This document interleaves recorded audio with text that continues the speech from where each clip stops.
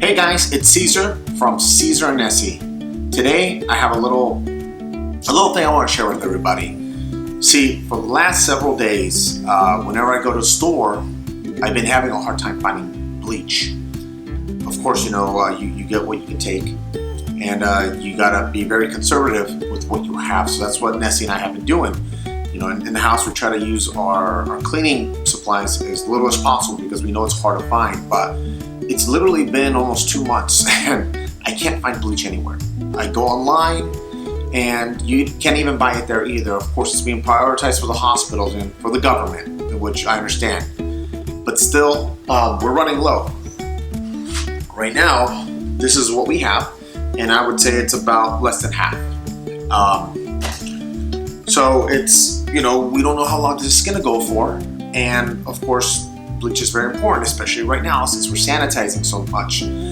Normally, half a gallon of bleach lasts forever, right? I can't even remember the last time we bought that. But right now, it just seems like it's not gonna be enough. So I started to wonder if there was a way to make bleach at home. I started thinking of different ways. And mind you, I'm just a curious type person. I'm always trying to figure out ways of doing things. I'd like to know how things are done, how things are made. And if I know how to make something on my own, I feel, much more in control of my world, which is why I like to do so many things. Well, in this situation, I wanted to make my own bleach because it's kind of the thing that we need the most right now. In terms of sanitizing everything. So I was thinking, well, I can't find bleach, and of course probably finding the raw materials to even make the exact formulation of bleach is, maybe not practical for most people, or for myself. So I started to think about things that you could readily buy at stores that are still open and use that as bleach. So it actually occurred to me that maybe you can make bleach out of swimming pool tablets. Those little hockey puck size things that the pool guy throws into the pool to kill bacteria, kill algae, and also to clear the water. That is chlorine, and that's what bleach is. It's chlorine, and chlorine does come in different variations. Okay, I'm not a chemist, so mind you, all of this. Take it with a grain of salt, okay? I'm not a health expert, I'm not a chemist in any of this. But I figured that it should be relatively the same, at least for sanitizing purposes, and it can't be harmful. It shouldn't be more harmful for people if we're using it to sanitize swimming pools. So, I don't see the negative trade-off in trying to do something with that. So I did a little bit of online digging, searching, and it turns out that you can actually make a relatively comparable bleach or bleaching cleaning solution out of swimming pool chlorine tablets. There's actually an Army manual out there that specifies how to make it. And then after you make it, mind you, you're making a concentrated potion or formula. Then you take that and you dilute it like you would bleach, and then you could use it for cleaning and sanitation purposes. Now, in the Army manual, it says, you could also use it to disinfect water. CDC says, obviously it tells you what to do to sanitize food and stuff like that. Honestly, I don't know. I don't want to get there. So before anything, let me get the legalese out of the way.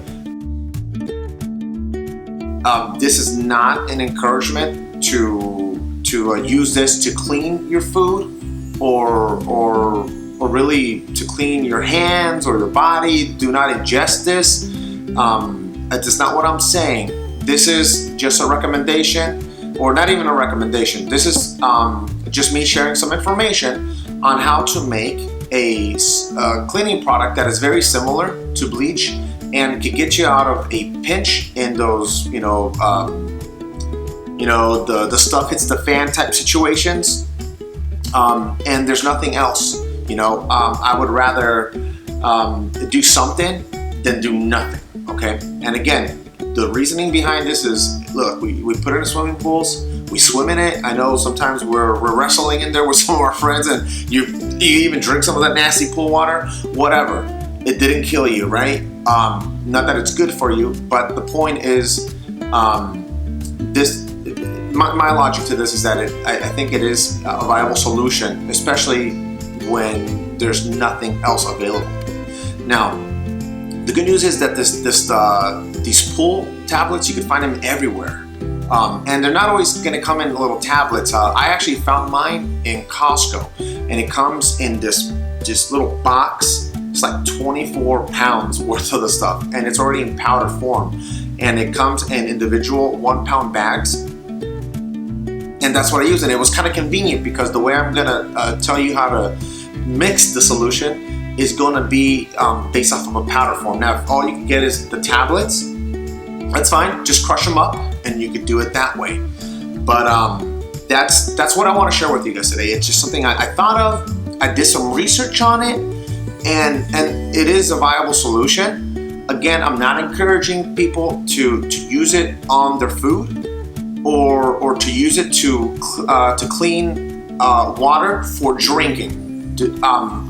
I don't know how strong this stuff is. It might be weaker, it might be way stronger. And that's the thing also, because I don't know exactly how much chlorine, the concentration of chlorine is in this, I also can't tell you how effective it is, okay? But in the absence of chlorine or any other cleaning solution, this is at least gonna give you some more protection than not having anything at all. Of course, still abide by all the CDC recommendations, social distancing, wear gloves if you have them, whenever you can, wash your hands, 20-second rule, no 5-second rule for you guys, 20 seconds, okay? But just understand that this is not a replacement. This is not a money save hack. Don't buy bleach. This stuff you can make it at home and say, no, it's none of that. If you could get actual bleach, actual chlorine, right? Get that stuff. Use that stuff. We know it works, okay? And we know safe measurements on it. But in the absence of being able to get that stuff, this is an alternative, okay? So I hope I've stressed that enough. So without any further ado, let me explain how to make this. Okay, so first you want to start and gather your measuring utensils. Okay, I would recommend using glass and any stainless steel measuring spoons. If all you have is plastic, I think that's fine. But me personally, I wouldn't feel safe then using that to then prepare my food. It's a very concentrated stuff, very concentrated powders. Chemicals, and I don't know if that's going to linger or trap itself into the plastic. So my recommendation is do not use plastics, use stainless steel, use glass when mixing and preparing this stuff. Also use gloves, eye protection. Do this in a well ventilated area, okay? When you're mixing chlorine, it does produce fumes, okay? And these are noxious gases, and it can cause damage. There's health concerns with this. Also, please do not mix chlorine with any other chemicals. I'm telling you, there's some nasty stuff that you can make, okay? Stuff that the Geneva Convention tells you not to do, okay? So, no, none of that. We're just mixing chlorine with water today, nothing else, okay? So, if somebody does something stupid, it wasn't this guy who told them to do it, okay? So, don't go there. So now, what you're gonna need is 3 cups of water. You're going to put those 3 cups of water inside of a glass container. It could be a mason jar, it could be in my case, I used a large glass mug. That way Nessie won't yell at me for using her other glass stuff, but that's what I used, okay? I used a stainless steel funnel. Okay, I also use a stainless steel knife for mixing. You're also gonna need a spray bottle where you're gonna put your final solution, right? You should have some of those laying around, or you can actually still buy those, they're out there. You'll be needing also a teaspoon measuring spoon. Again, stainless steel is my recommendation. If you happen to have glass, I don't know, maybe if you got a little chemistry set there, or copper, anything that's not going to absorb the bleach powder or the chlorine powder into itself, okay? Again, I would say don't use none of your plastic stuff and then use it for cooking, okay? If you use it for the bleach plastic thing, then just put it in your garage, and that's gonna be something you use for mixing other crazy stuff, maybe some crazy things I share in the future, okay? Now, this is the way you mix it. So if you have the powder pool cleaner, right? The pool bleach, that's what I'm gonna just call it for short right now. You're gonna take 2 level tablespoons and mix that into the 3 cups of water, okay? And you mix that thoroughly, okay? Once you are done mixing that, then you're gonna take, you're gonna fill your spray bottle with 3 cups of clean water, okay? Now, you're gonna use your funnel, put it on top of your spray bottle, and add 2 tablespoons of the solution you just made, okay? So, and that's it. That's your cleaning solution right there, okay? So, remember, so this is the formula, okay? So it's 2 tablespoons of the pool tablets into 3 cups of water, and that's gonna make your concentrate, okay? The bleach concentrate. Remember, it could be slightly stronger, it might be slightly weaker. We don't know, so remember the warnings I gave you, okay? Just use it for sanitation and make sure you're wearing gloves, okay? Then you're going to take that solution, okay, and mix 2 tablespoons of that solution into 3 cups of fresh water. And now that new solution is going to be your sanitation liquid. Okay, guys? So with that being said, I mean, I think that's pretty much it. I don't think I could stress any more on my knowledge on this, okay? I'm just a guy on YouTube, okay? This is the internet. Doesn't mean everything you see or read out there is real or true. I'm just somebody who has some personal concerns, okay? As everyone else is. And I saw that there's a problem in acquiring bleach, okay? And I seeked out a practical solution to fix it, right?